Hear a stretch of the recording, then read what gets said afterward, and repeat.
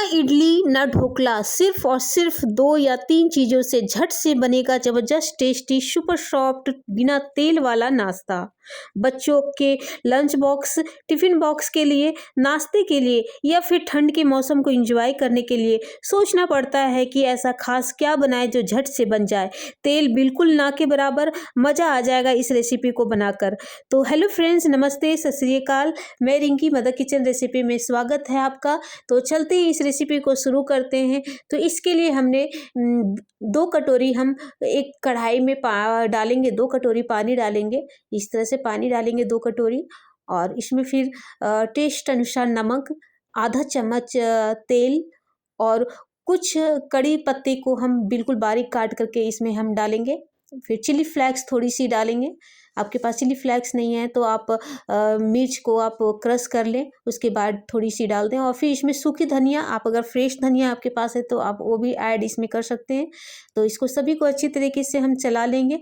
और थोड़ी जब ये पानी गर्म हो जाए, बॉयल हो जाए पानी अच्छी तरीके से, जब ये बॉयल हो जाए तो फिर हम इसमें डालेंगे 1 कटोरी सूजी। अगर आप 2 कटोरी आप पानी डाल रहे हो तो 1 कटोरी आप इसमें सूजी मिलाइए। ये परफेक्ट रेशियो है।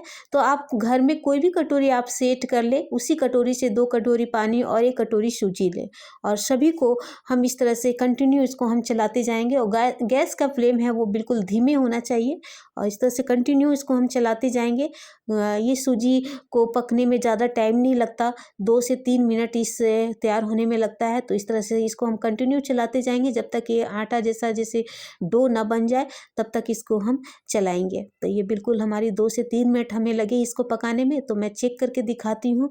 ये देखो इस तरह से ये बिल्कुल कंप्लीट हो गई है, और मैं चेक करके दिखाती हूँ। हाथों से ये बॉल्स इस तरह से बन जाते हैं तो ये बिल्कुल पक चुके हैं, तैयार हो चुके हैं। तो मैं गैस का फ्लेम बंद कर देती हूँ और इसको थोड़ी ठंडी होने के लिए देती हूँ, और एक अलग बॉल में ट्रांसफ़र कर देती हूँ ताकि ये ठंडी हो जाए।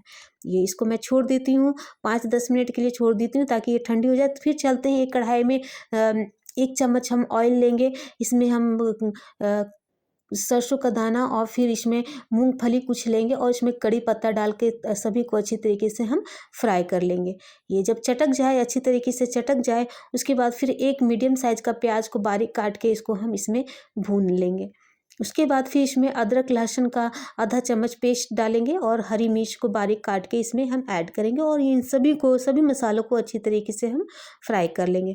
फिर इसमें हम डालेंगे एक मीडियम साइज़ का टमाटर को काट के डालेंगे, आप शिमला मिर्च भी ऐड कर सकते हैं। फिर इसमें काजू के जो कतरन है वो हम डालेंगे ताकि हमारा जो रेसिपी है वो हेल्दी बने। और टेस्ट अनुसार इसमें नमक, हल्दी, लाल मिर्च पाउडर और धनिया पाउडर डाल करके इसको हम सभी मसालों को अच्छी तरीके से भून लेंगे। उसके बाद फिर हमने 4 मीडियम साइज का आलू को बॉईल करके और इसको अच्छी तरीके से मैश कर लिया, और इसमें ऐड कर लेंगे। इस तरह से हम फिर सभी मसालों को अच्छी तरीके से हम भून लेंगे। तो यहाँ आपको याद दिला देती हूँ कि आपको मेरी यह रेसिपी कैसी लग रही है, कमेंट बॉक्स पे लिख के हमें ज़रूर बताएं। यदि आपको अच्छी लगती है तो लाइक करें, अगर आपको अच्छी नहीं लगती तो डिसलाइक भी कर सकते हैं।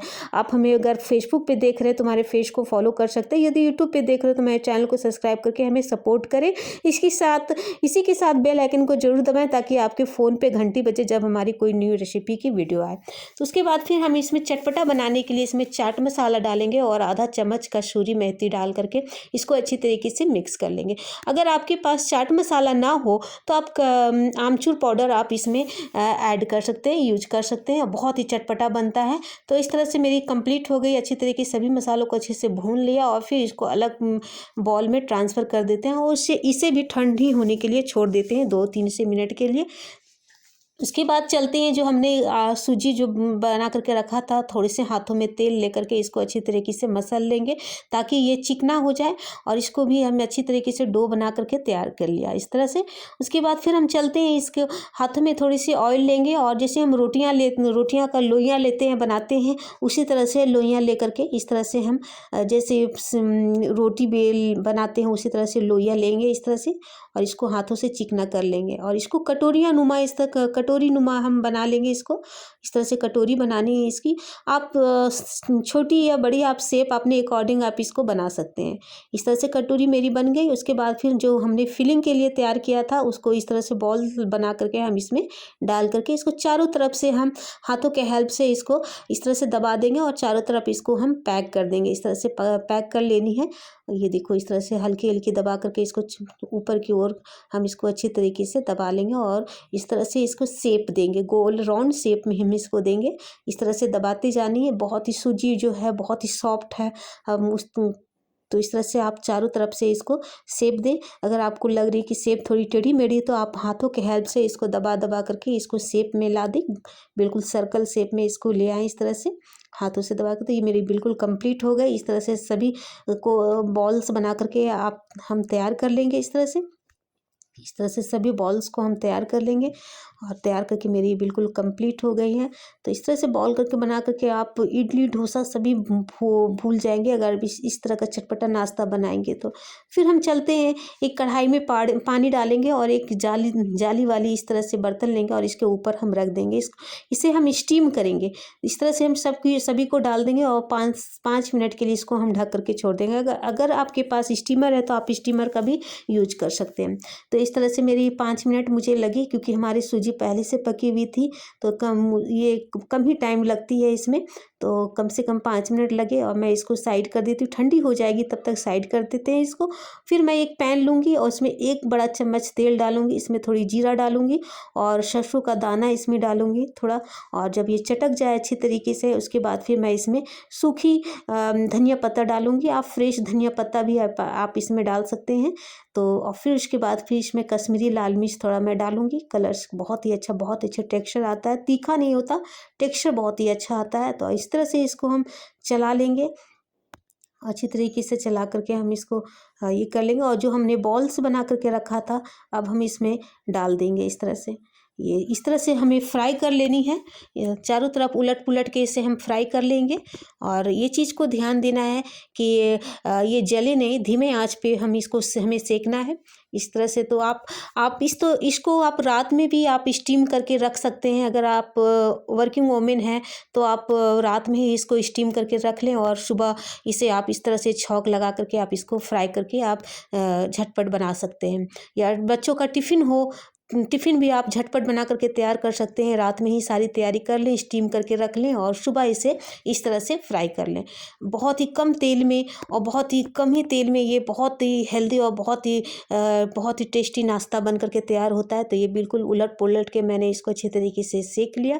अब हम इसको चलते हैं सर्व करने के लिए। बहुत ही टेस्टी और बहुत ही हेल्दी बनता है ये रेसिपी और झटपट बनती है ये। और अगर कुछ खाने का चटपटा कुछ खाने का मन हो तो आप इस तरह का नाश्ता बना करके आप इंजॉय कर सकते हैं।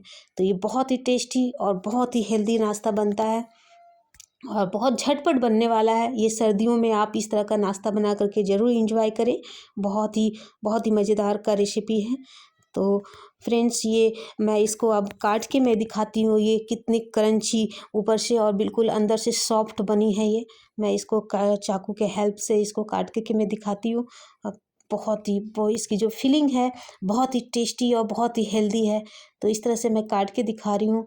ये बहुत ही इसकी फीलिंग देखो।